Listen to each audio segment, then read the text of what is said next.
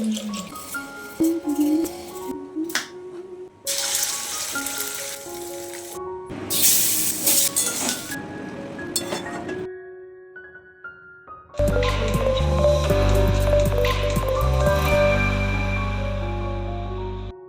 Everyone, সবাই কেমন আছেন? ঘরকন্যা আরও একটি নতুন ভ্লগে আপনাদের সবাইকে স্বাগত জানাই। ঘুম থেকে উঠেই দেখি বৃষ্টি পড়ছে, বোধহয় রাত থেকেই হচ্ছে, কটা থেকে হচ্ছে জানি না। তবে ঘুম থেকে উঠে এরকম বৃষ্টি দেখলে বেশ ভালো লাগে, আবার মন খারাপও হয়। জানি না কেন মন খারাপ হয়, আবার কেন যে ভালো লাগে সেটাও বলতে পারবো না।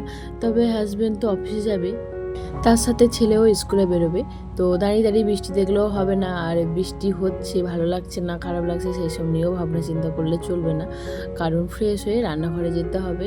ছেলে স্কুলে বেরোবে, তার জন্য খাবার টিফিন রেডি করতে হবে, আর হাজব্যান্ডও যাবে, তার জন্য টিফিন সে খেয়ে যাবে সেটাও দেখতে হবে। তো সকালবেলা দেখো সূর্য উঠেছে, এত মেঘ বৃষ্টির মধ্যেও কিন্তু সূর্য তার টাইমে উঠে ঠিক দেখা দিয়ে দিয়েছে। তবে এতটা পরিমাণে মেঘ উঠেছে বা বৃষ্টি হচ্ছে, সূর্যটা আরও ক্লিয়ার করে বেরোতে পারছে না। তো যাই হোক, এই বৃষ্টির সকাল সকাল ছেলেকে স্কুলে পাঠিয়ে আর হাজব্যান্ড আর আমি একটু ঠান্ডায় ঠান্ডায় ভাবলাম গরম গরম চা বিস্কিট খেয়ে নিই। তো বসে বসে চা বিস্কিট খেয়ে নিচ্ছি। চা বিস্কিট খেয়ে আর দেরি করিনি, সাথে সাথেই রান্না বসিয়ে দিয়েছি। যেহেতু হাজব্যান্ড অফিস যাবে, বললাম বৃষ্টি পড়ছে আর যেতে হবে না। তো ওই যে ছুটি আগে থেকে নেওয়া হয়নি, হুট করে বললে তো আর ছুটি পাওয়া যাবে না। তো যাবে, তাই জন্য আমি রান্না বান্না বসিয়ে দিচ্ছি। ওদিকে ভাতটা আগে বসিয়ে দিয়েছি, আর এদিকে এখন আলুটা ছাড়িয়ে নিচ্ছি। আলুটা এখন পিস পিস করে সুন্দর করে কেটে নেব। বটির থেকে আমার যেন চপার ছুরিতে ভালোই সবজি কাটতে পারি। বটিতে আমার কাটতে গেলে সবজি অনেকটাই দেরি হয়, তো ওই কারণে আমি দাঁড়িয়ে দাঁড়িয়ে কিন্তু বেশিরভাগ সময় চপার আর ছুরিতেই সবজিটা কেটে থাকি। তো আলুটা দেখো কি সুন্দর কেটে নিলাম তাড়াতাড়ি করে। বটিতে হলে আমার কিন্তু বেশ অনেকটাই দেরি হয়ে যেত। এদিকে ভাত তরকারি বসিয়ে দিয়ে কিন্তু দাঁড়িয়ে দাঁড়িয়ে তরকারি বা ভাত দেখছি, তার সাথে সবজিটাও কাটা হচ্ছে। আর যখন আমরা বসে বসে সবজি কাটি, যদি আমরা কিছু গ্যাসে বসিয়ে দিয়ে যাই, বারবার বসলে উঠে আসতেও কষ্ট হয়, ওই কারণে বটিতে বসাটা ঠিকঠাক লাগে না আর কি।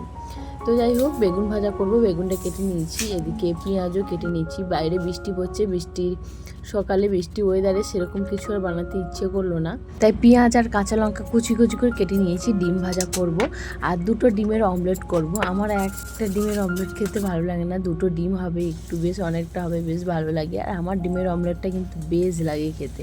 তো ডিমের অমলেটটা ওদিকে বসিয়ে দিয়ে আর এদিকে যে বেগুনটা কাটলাম সেটাকে এখন লবণ হলুদ মাখিয়ে নিচ্ছি। এদিকে ভাতটাও হয়ে এসছে, এপিট ওপিট করে ডিমটাকেও কিন্তু ভেজে নিয়েছি ভালো করে। ভাত ডিম ভাজা সব হয়ে গেল, এবারে বেগুন ভাজাটাও বসিয়ে দেবো।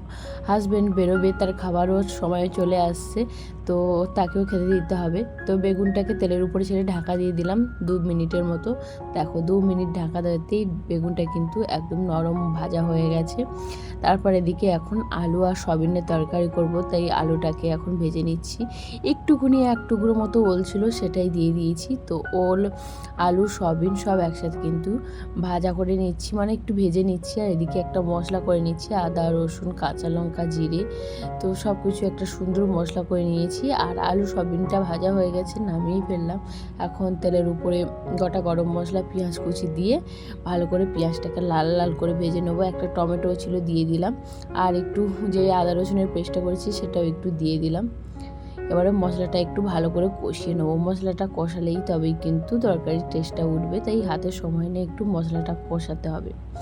যেদিন এরকম মশলা বা একটু টেস্টি খাবার বানানোর থাকে, সেদিন আগের দিন রাতে কিন্তু আমি রসুন আদা পেঁয়াজ সব কেটেই রাখি, তাই সকালবেলা উঠে আমার দেরি হয় না, ফটাফট আমি রান্নাটা করে দিতে পারি। তো এই তো আলু সয়াবিনের তরকারিটা হয়ে গেছে।